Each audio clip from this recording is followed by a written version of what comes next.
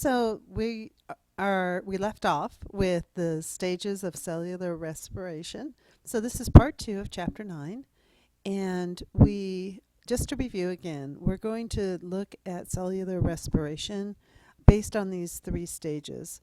Starting with glycolysis, which will color code in blue, the citric acid cycle, which will include pyruvate oxidation, which will be color coded red, and the oxidative phosphorylation stage, which is our last stage, will be color coded in purple.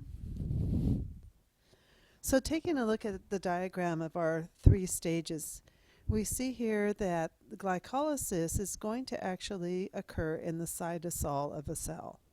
So before anything enters the mitochondria, we have the first stage of cellular respiration occurring.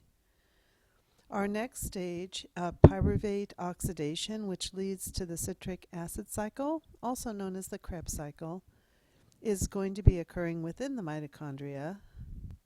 And then our last stage, oxidative phosphorylation, is going to occur also in the mitochondria, releasing ATP back into the cell for the cell's use. So now we're going to look at our next animation. And these animations are from Pearson, the publisher of your textbook. Oops, I have to go back here and get it to start. There we go. As this mountain biker heads up the trail, the breakfast he ate this morning is being burned to power his bike ride. His breathing rate increases as his leg muscles demand more oxygen to burn more fuel. Let's zoom down to where this fuel is burned, our cells. Here, the blood vessel on the left delivers fuel and oxygen to a single muscle cell. In cellular respiration, energy in fuel is converted to ATP, shown here as starbursts. Most ATP is made in the cell's mitochondria. ATP powers the work of the cell, such as contraction. Let's take a closer look at how ATP is produced from a molecule of glucose, our fuel. Only the carbon skeleton is shown to keep things simple. The first step is called glycolysis, and it takes place outside the mitochondria. To begin the process, some energy has to be invested. Next, the molecule is split in half. Now, the molecule NAD+, an electron carrier, picks up electrons and hydrogen atoms from the carbon molecule, becoming NADH. Keep track of the electron carriers. They play an important role by transporting electrons to reactions in the mitochondria. In the final steps of glycolysis, some ATP is produced, but not much. For every glucose molecule, only 2 net ATPs are produced outside the mitochondrion. However, glycolysis has produced pyruvic acid, which still has a lot of energy available. Let's follow this pyruvic acid molecule into a mitochondrion to see where most of the energy is extracted. As the molecule enters the mitochondrion, 1 carbon is removed, forming carbon dioxide as a byproduct. Electrons are stripped, forming NADH. Coenzyme A attaches to the 2-carbon fragment, forming acetyl-CoA. Coenzyme A is removed, and the remaining 2-carbon skeleton is attached to an existing 4-carbon molecule that serves as the starting point for the citric acid cycle. The new 6-carbon chain is partially broken down, releasing carbon dioxide. Several electrons are captured by electron carriers, and more carbon dioxide is released. The carbon dioxide that you exhale comes from the reactions of cellular respiration. 2 ATPs are produced by the citric acid cycle for each molecule of glucose. At this point, only a small number of ATPs have been produced. However, more energy is available in the electrons that are being transported by electron carriers.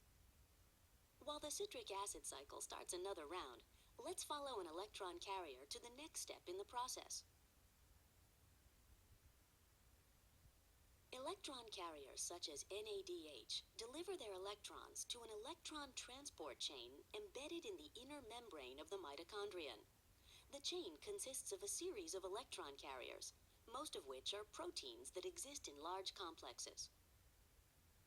Electrons are transferred from one electron carrier to the next in the electron transport chain.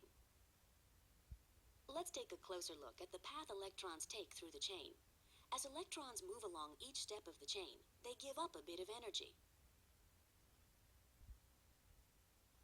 The oxygen you breathe pulls electrons from the transport chain, and water is formed as a byproduct.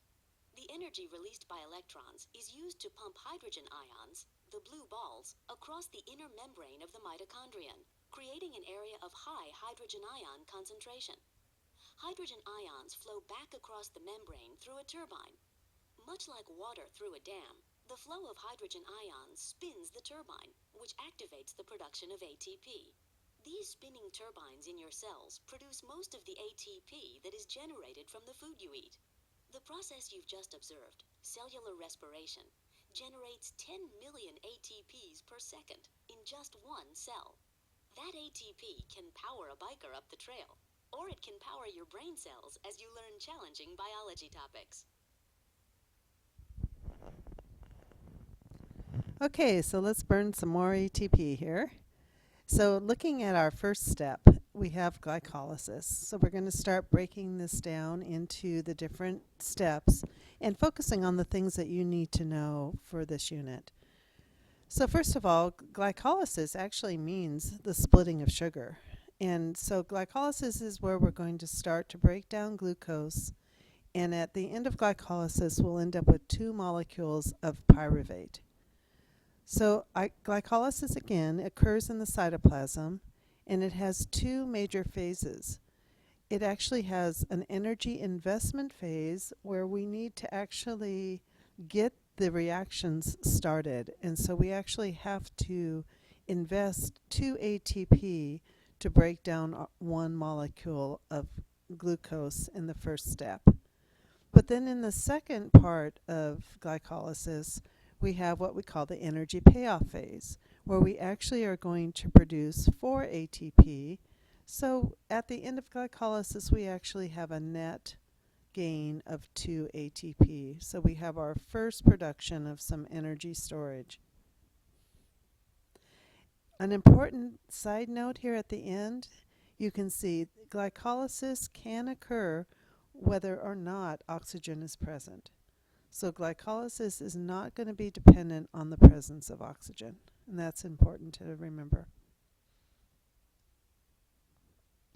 So this is looking again at our first diagram. We can see we're going to be focusing on this first step, again color-coded blue, where we are going to produce our first molecules of ATP.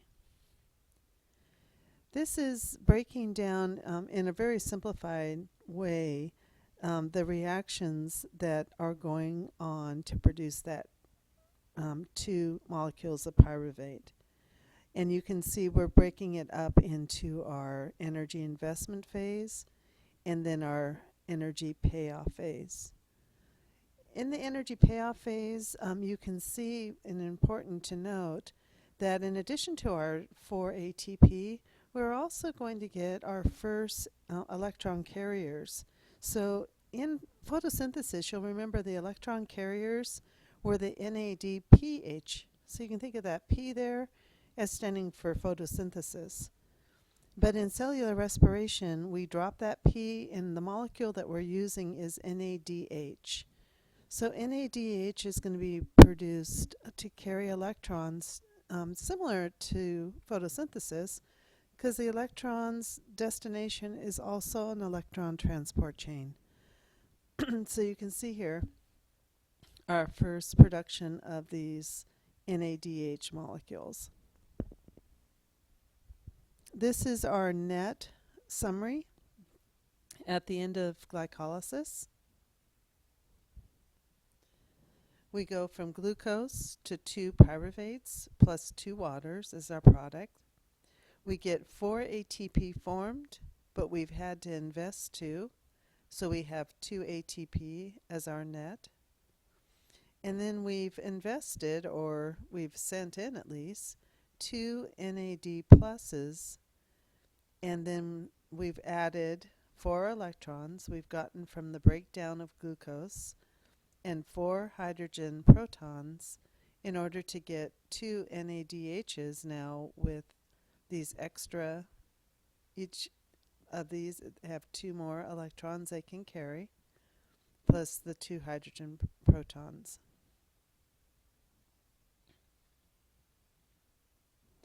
This is a diagram showing the actual molecular formulas of the different steps in the just first part of glycolysis. So this is just the energy investment phase. And fortunately, you do not need to learn each molecule along the way in both glycolysis and in the Krebs cycle. What you do need to know is that there are a series of redox reactions occurring, and what we're basically doing is taking our 6-carbon glucose and breaking it into two 3-carbon pyruvates. And along the way, in this energy investment phase, you also need to remember that we have to invest 2 ATPs in order to get this reaction. So at the end of the energy investment phase, we actually have gotten to a molecule here, G3P, which should look familiar because that's the molecule that we ended up with at the end of photosynthesis in the Kelvin cycle.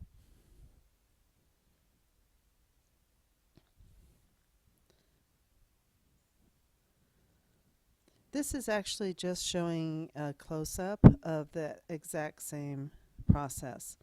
And since you don't really need to know each molecule involved in each reaction, I'm just going to zip through this really quickly till we get to the end of our energy investment phase of glycolysis.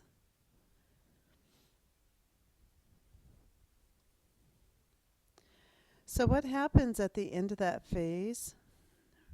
Right here you can see we have an enzyme isomerase, which actually can take this molecule or actually both of them, and convert them to the other. And so what we are going to simplify this next step of our reaction is that we're going to end up now with 2 of our G3Ps right here. So our 2 G3Ps are now entering the energy payoff phase. So this is when, as we're continuing on with our redox reactions, we're actually going to be producing some net ATP. And so you can see where that happens here. And we're also going to be producing some water through dehydration reactions. And we're also going to be oxidizing our NAD to NADH.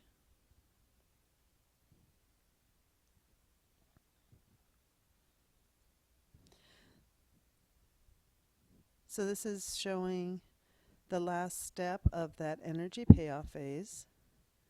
And then we have the isomerase, that enzyme, converting our DHAP back to G3P. So we end up with 2 of those entering this phase.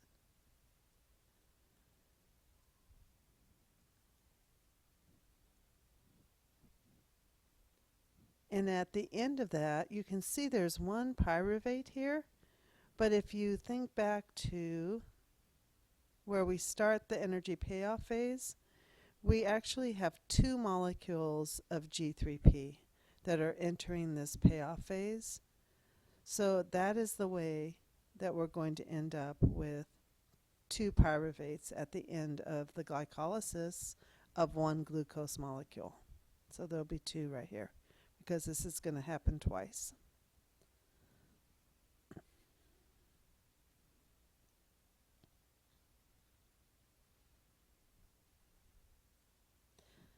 So after pyruvate is oxidized, the citric acid cycle is going to complete the energy yielding oxidation of organic molecules. So now we're moving into 9.3 of your textbook chapter, and we're going to be looking at the Krebs cycle. So some basic understanding of this next phase is that in the presence of oxygen, pyruvate is going to now enter the mitochondrion in a eukaryotic cell, where the